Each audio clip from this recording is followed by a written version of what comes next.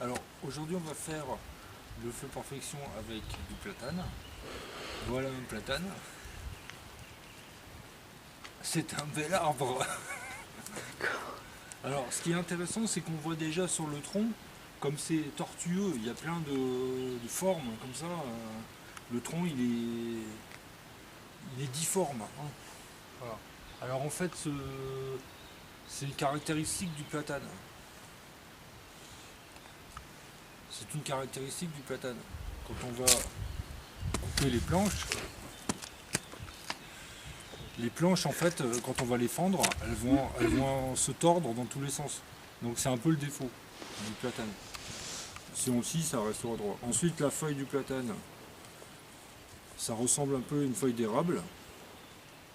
Sauf que ici, les nervures secondaires sont des nervures pédalées, ça s'appelle. Donc en fait, il y a 3 nervures. Et en fait, il y a la 4e et la 5e nervure qui partent à partir des deux qui partent sur le côté. Alors que l'érable, lui, tout part du même endroit. Voilà. Regarde, j'ai trouvé un morceau de chiffon. Alors on peut faire avec de l'herbe ou des feuilles. Enfin, quelque chose qui va absorber un peu. Ça c'est un chiffon. On peut faire de la laine aussi. Donc là, le foyer, il y a plein de cendres qui est mouillé. Donc on imprègne en fait le chiffon de cendre. Donc il faut le faire entièrement. On fait, voilà. Et après ça, on va le laisser sécher. Et on pourra s'en servir comme amadou. Alors j'en ai un autre qui est sec.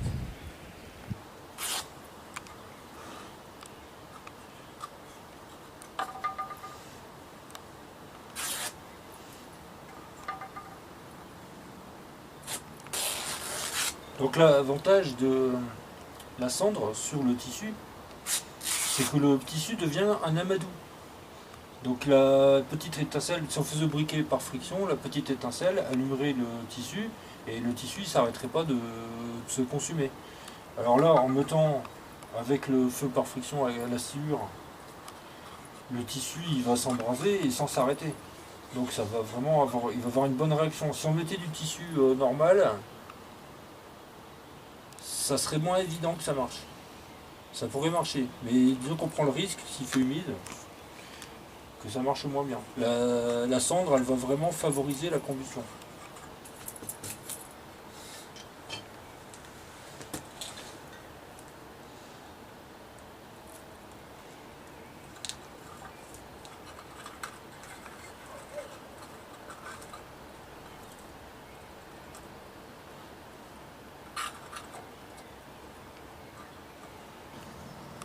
On va avoir une réserve de chaleur ici, qui va se communiquer dans les copeaux. Donc on aura comme une braise ici, comme une grosse braise. Et ces braises-là, ça sera assez chaud pour enflammer des baguettes, qui sont déjà fines, puisque je les fonds. Voilà.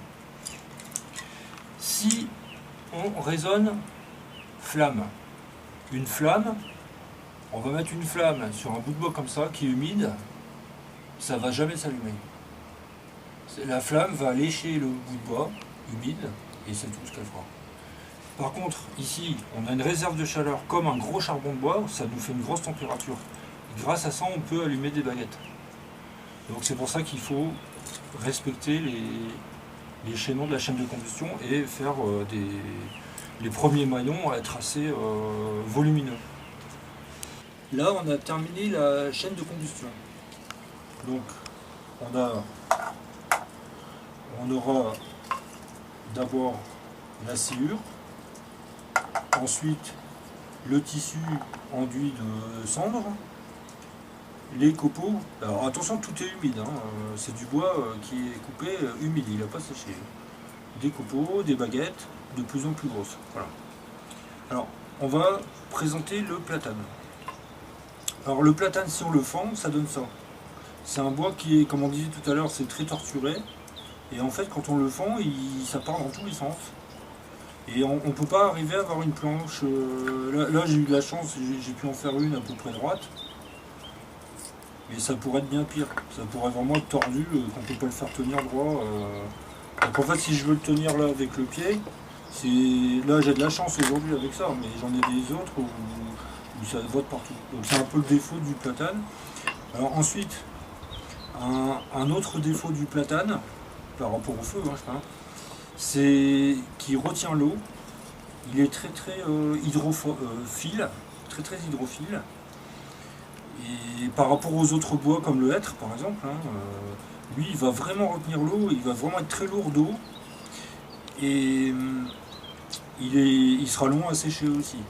Maintenant à l'inverse, c'est un bois qui est intéressant pour le feu par friction parce qu'il va donner beaucoup de sciure, une sciure très fine, et on va user très peu la cupule. On verra tout à l'heure, là on va faire une cheminée toute neuve.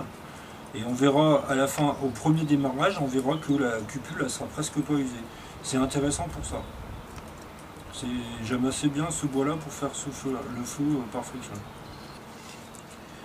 On va tailler la cheminée aux saloises, inventée par Ugorce de Proclus au XIVe siècle. C'est une cheminée qui est décentrée, en forme de N. Donc là, je vais faire d'abord le pré-trou. Pour qu'on repère le diamètre ici de la drille. Pour qu'on ait vraiment le diamètre qui soit marqué dans la planchette pour pouvoir déterminer à quel endroit on va tailler la cheminée. Donc le mieux, c'est vraiment de faire le pré-trou avant. Quand on fait autrement, honnêtement, on risque de le rater. Si la cheminée n'est pas bien splitée, il y a de fortes chances que ça rate. Surtout quand on utilise des bois durs.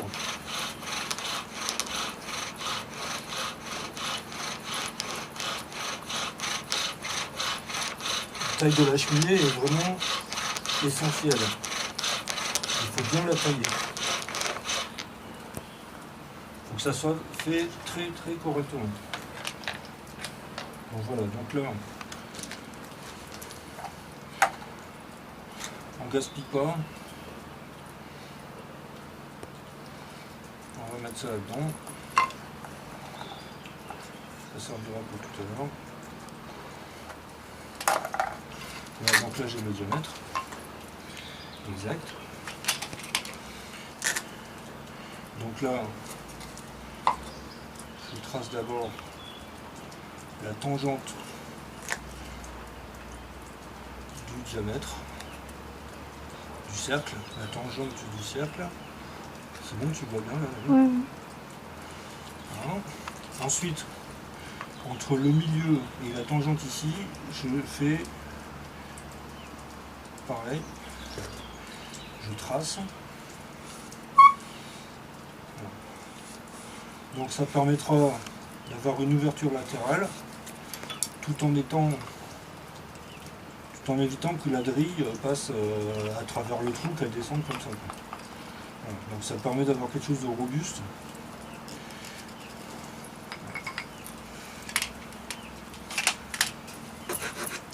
Donc je taille jusque là.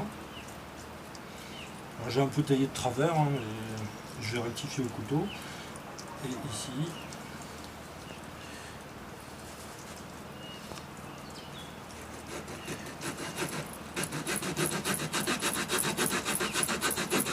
on voit que c'est un bois qui est quand même assez dur. Hein. Je pense que c'est moins dur que le tulipier ou le chêne, mais c'est quand même assez dur. Donc là, celui-là, il descend plus bas, puisqu'il va descendre pratiquement à la hauteur du centre. Donc je place le petit bout de bois ici. Alors c'est dur, hein. Je ne peux pas le faire à la main, c'est un peu dur.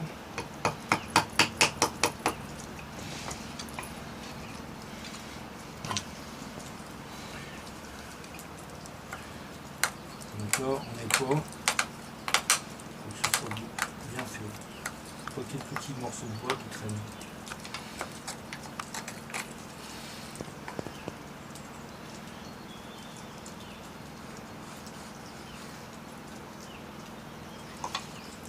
Donc là, je vais tailler entre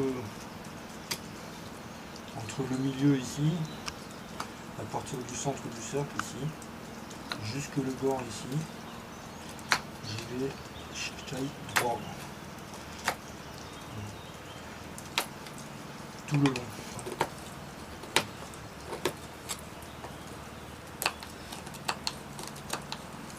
On voit le bois, il est dur. Là, franchement, pour le sculpter, c'est pas facile.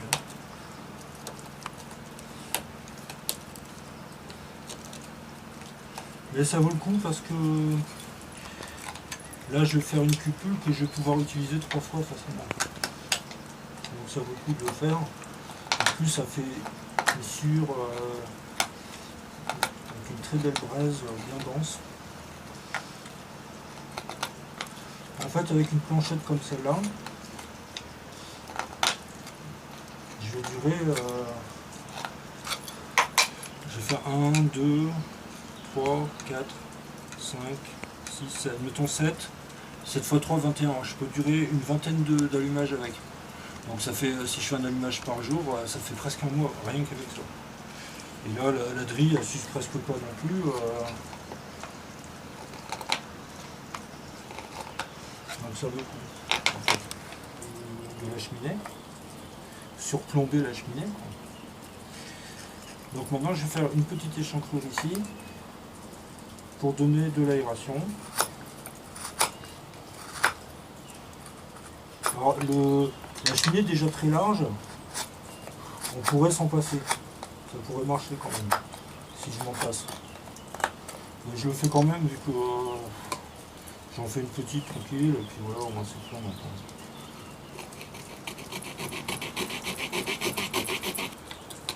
Voilà.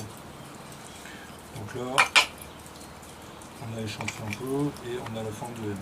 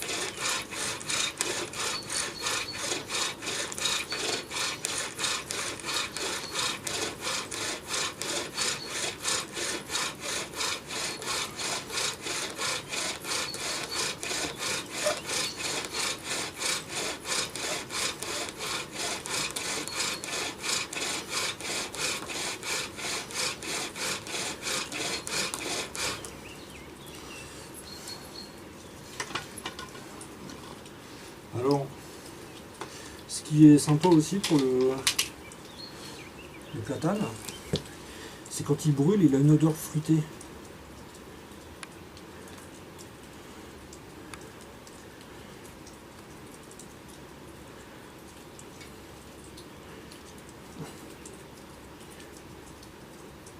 Voilà, alors, regardez un peu le tas de sciure énorme. Et la cupule qui est presque pas usée. Là, je peux faire 3 allumages facile.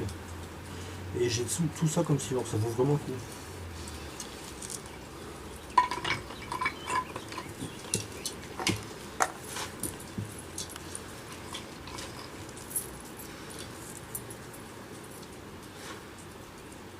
Alors, je rassemble un peu la sciure. Ce compact. Avant de la manipuler, pour pas l'éparpiller.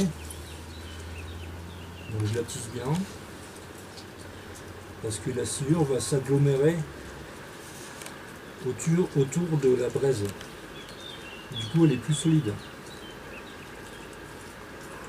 Certainement que la combustion libère des graisses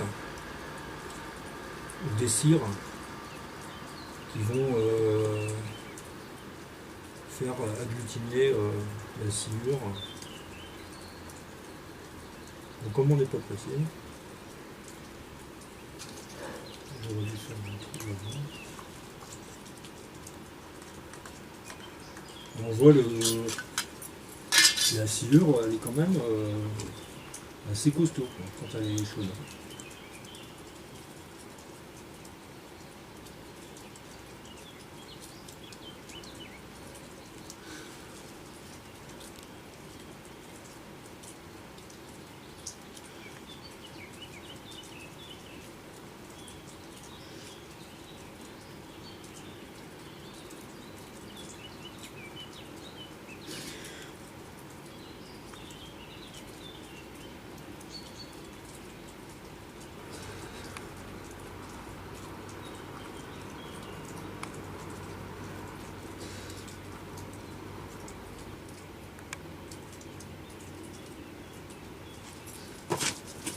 Alors je ne cherche pas après la flamme. Ce qui compte, c'est que la braise se propage dans les copeaux.